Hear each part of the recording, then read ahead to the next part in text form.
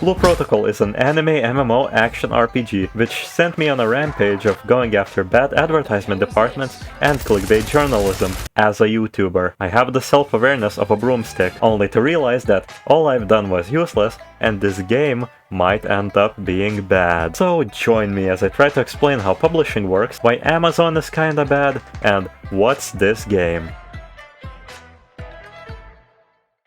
We haven't seen anybody but the developers play this game since 2020. You might notice that this game is very similar to another, Monster Hunter. You begin by making your character and selecting one out of the 5 classes. Twin Striker is your balls to the wall, agile, glass cannon DPS, with the main mechanic of focusing the enemy down in close combat, dodging attacks, and keeping the combo meter up. Dodging uses stamina and getting hit reduces the combo meter, so good luck. Some skills are focused on lifesteal and some on inflicting fire damage, and a few of these skills are possibly cast using the combo bar. Next up is Keen Strider, the range support.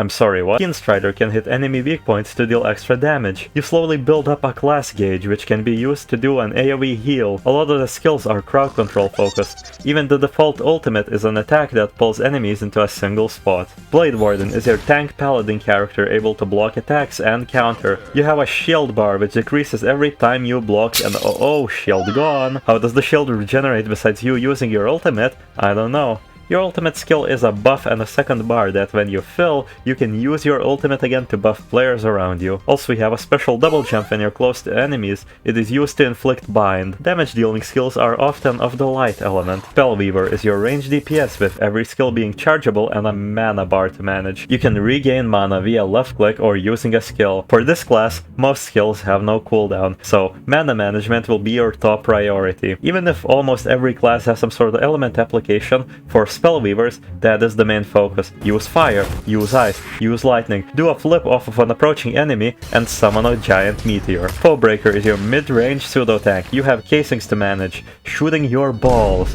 putting up a shield, collecting rocks on your weapon and shooting them, shooting yourself at the enemy. We basically know nothing besides the ammo mechanic about this class. In Blue Protocol there are 6 elements which fill up a bar below the enemy's HP, and when it fills up, it has a variety of effects that can happen. The bar has 3 levels of charge, making the effects more potent. For example, fire, which deals damage, and deals more damage. Or light, which can heal your party. Seemingly every party member shares the same bar, but not the same elements, so good luck. And yes, you can change class anytime.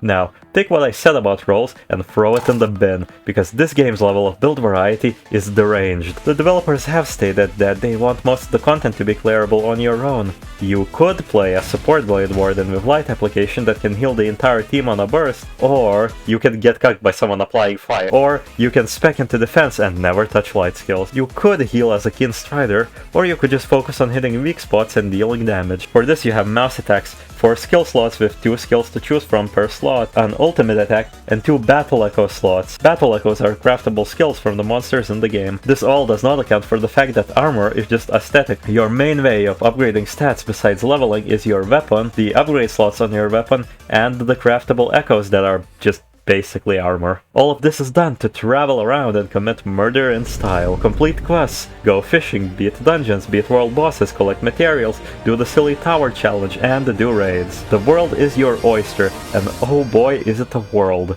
Just don't let Amazon tell you about it.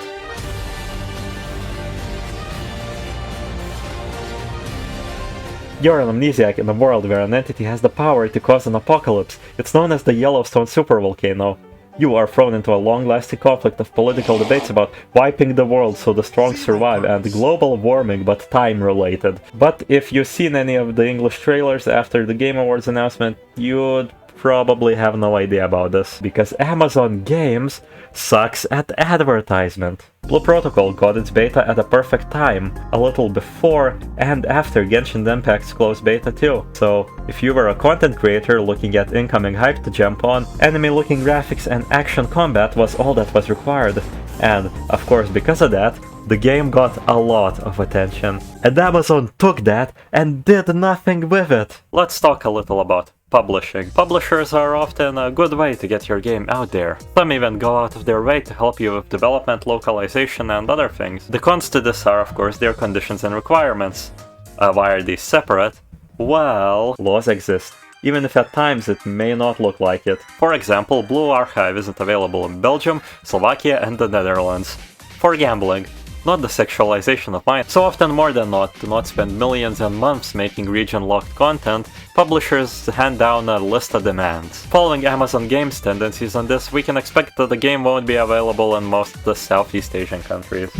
Because why bother? On the bright side, we don't have to worry about Amazon making changes to the game, because the developers have at least stated that they won't let strong changes be made. This is something only big game companies can do. That's it. That's the downsides of going for a publisher. Unless they fuck these up. The classes had English names already. What the hell is an Alan Walker? Watching the trailers made for this game after the announcement of the Game Awards feels like Amazon Games doesn't know their audience. Blue Protocol takes you on a heroic journey. Nothing in the trailers is wrong. The issue is I feel like a child getting keys dangled in front of me. If I hear the word diversity again, I will jump off a cliff. In God of War. Articles about the game don't help it as well. As you can probably glean, the only thing that makes this even a bit similar to Genshin is its anime graphics. But oh no, here they come!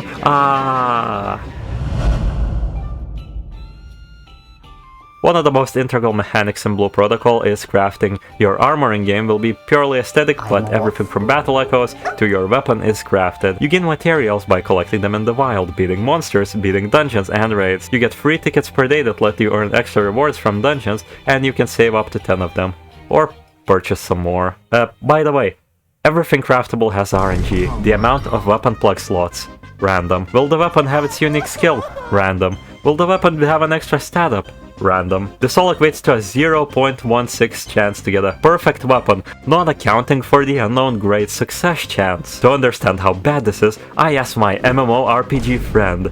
This is Korean MMO odds. With the craftable echoes, well, imagines that you equip, we don't know the rates. But everything, I mean crafting everything in this game will have RNG attached to it. You can of course pay to increase this chance, get items to take plugs off of weapons, gacha for aesthetic items, get a battle pass. Now this all may be pretty divisive on if you'll play this game or not, but I've seen quite a few different arguments flying around. Will Amazon Games actually do well and not ruin the game? Yes, they won't. Of course their track record isn't perfect, but with Lost Ark they introduced a lot of features to let free-to-play players, well, exist. And they did well adapting the game to a non-Korean market which doesn't get sponsored by game cafes. For Blue Protocol they don't even have many features to introduce. The game was already built with free-to-play players in mind. Even if the cash shop will have some changes, we can only expect that Amazon Games have learned their lesson so far.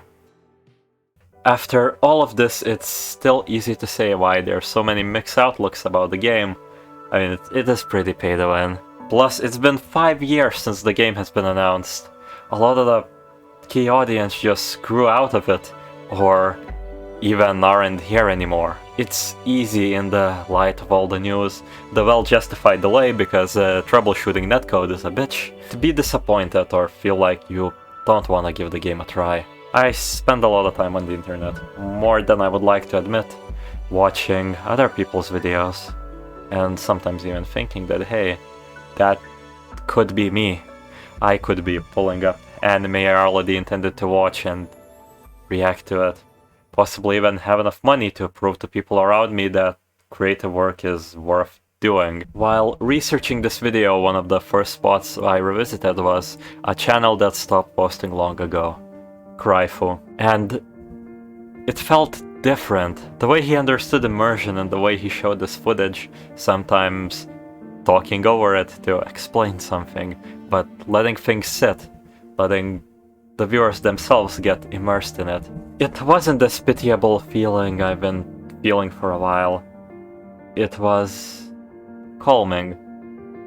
I actually felt like I would like to make something like this. Something that makes people remember these projects and the minuscule good moments they brought them.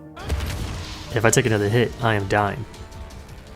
And then all of a sudden this player over here shoots something at me. And it's a healing skill. And it has a pretty big AoE. And it starts to heal me. And right here I was just like, whoa. Here I am caught in my own problem, like, oh fuck, I'm about to die, and didn't even think that another player would see me and try to help like that, and then go back to their own thing. I don't know about you, but I'll be giving this game a shot. Even if I'm just gonna be playing it for a single day. And I hope to see some of you around there as well.